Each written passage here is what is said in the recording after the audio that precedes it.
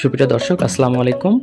আপনারা অনেকেই কর্ণফুলী টানেলের নাম শুনেছেন, হয়তোবা অনেকেরই এর ভেতর দিয়ে যাওয়া হয়নি কিংবা ভেতরটা কেমন তা দেখা হয়নি।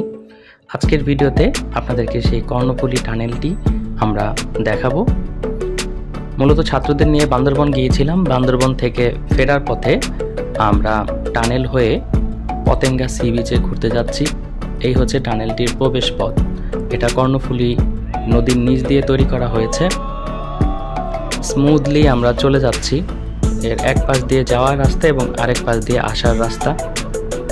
দেখুন ভিতরের ইন্টেরিয়রটা কতটা সুন্দর করেছে। প্রচুর লাইটের ব্যবস্থা রয়েছে। আমরা বাস দিয়ে যাচ্ছিলাম। অসাধারণ লাইটিং। যদিও যে উদ্দেশ্যে এই টানেলটা করা হয়েছিল সেই পরিমাণ যানবাহন কিন্তু এই টানেলটি দিয়ে যাচ্ছে না। দেখুন আমাদের যাওয়ার পথে কিন্তু আমরা আগে পরে তেমন একটা গাড়ি ঘোড়া দেখতে পাইনি টানেলের ভিতরে।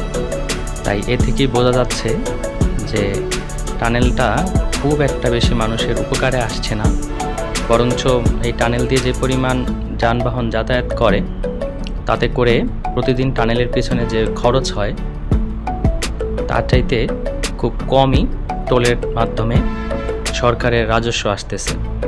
তার মানে এটা একটা বলা যায় বিগত সরকারের একটা লস প্রজেক্ট।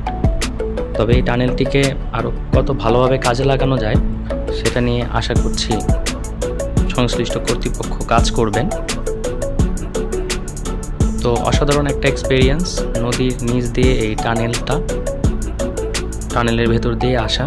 যদি টানেলটা আসলেই সবার আরও বেশি কাজে লাগে তাহলে আমাদের ট্যাক্সের টাকার কার্যকর ব্যবহার হবে এবং আমরা আরও অনেক বেশি আনন্দিত হব।